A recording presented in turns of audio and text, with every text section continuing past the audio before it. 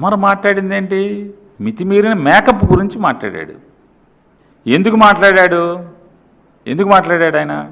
అనిత గారు నోరు పారేసుకోబట్టి. ఇది సమాజం.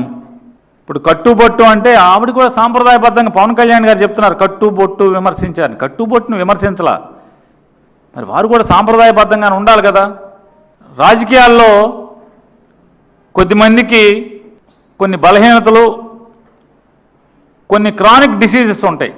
ఆ క్రానిక్ డిసీజుల్లో ఒక డిసీజ్ ఏంటంటే ఓరల్ డయేరియా. వారి నోట్లోంచి మాటలు విపరీతంగా లూజుగా వస్తాయి, లూజ్ మోషన్ లాగా. ఎంత మాట పడితే అంత మాట మాట్లాడతారు ఎవరినైనా.